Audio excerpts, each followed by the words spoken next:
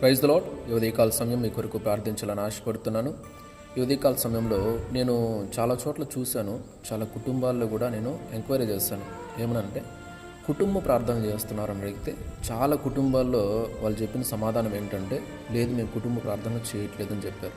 ఇది బాధాకరమైన విషయం. ఎందుకంటే కుటుంబ ప్రార్థన చేయకపోవడం వల్ల అపవాది ఆ కుటుంబాల్లో ప్రవేశించి ఆ కుటుంబాలను విచ్ఛిన్నం చేస్తున్నాడు, సమాధానం లేకుండా చేస్తున్నాడు, ఆ కుటుంబాలు ఎన్నో ఇబ్బందులు పెడుతున్నాడు. Praise the lord.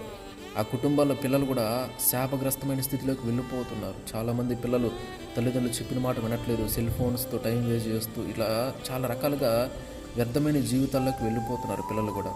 కాబట్టి వీరందరి కొరకు కూడా మనము ప్రార్థన చేద్దాం. రెండు తలలో ఉంచండి, ప్రార్థన చేసుకుందాం. పరిశుద్ధుడా, ప్రేమ నమ్మకం గల మా తండ్రి, మీకు వందనాలు, స్తోత్రాలు, కృతజ్ఞతలు.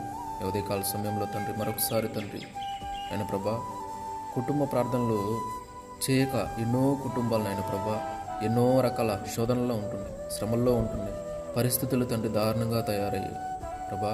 అలాంటి కుటుంబాల కొరకు మేము ప్రార్థిస్తున్నాం. దయవుంచి ప్రభా వారు ఇకనైనా నాయన ప్రభా ఈ ప్రార్థన విన్న తర్వాతైనా ఆలోచించి మేము ఇక్కడి నుంచి కుటుంబ ప్రార్థనలు చేయాలి, ఇలా ఉండకూడదు, కుటుంబ ప్రార్థనలు చేయకపోవడం వల్లనే మా కుటుంబాల దురాత్మలు ఎలుబడి చేస్తున్నాయి, మా పిల్లలు శాపగ్రస్తులు అవుతున్నారు, మా కుటుంబాల్లో సమాధానం ఉండట్లేదు, అప్పుల బాధలు పెరిగిపోయి ఇలాంటి పరిస్థితులు ఉన్నాయి. కాబట్టి మేము ఇక్కడ నుంచి కుటుంబ ప్రార్థన నిర్లక్ష్యం చేయకూడదు, కుటుంబ ప్రార్థన చేయాలని వారు ఆలోచనకు వచ్చేలా తండ్రి వారితో మీరు మాట్లాడండి, వారిని దర్శించండి, దయ చూపిస్తాను, కృపనందించమని ప్రార్థిస్తూ ప్రతి ఒక్కరూ విడిచిపెట్టిన కుటుంబ ప్రార్థనలు ప్రారంభించేలాగా వారికి సహాయం చేయమని దయ చూపమని ప్రభా. ప్రారంభించాలని కూడా అపవాది ఊరుకోడు కదా, ఏదో రీతిగా వారిని ఇబ్బంది పెడతాడు.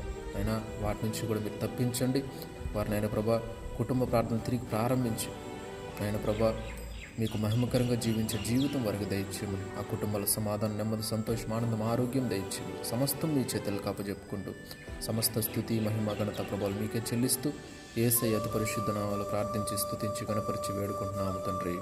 ఆమేన్. దేవుడు మీ అందరిని దీవించి ఆశీర్వదించునుగాక. ఆమేన్.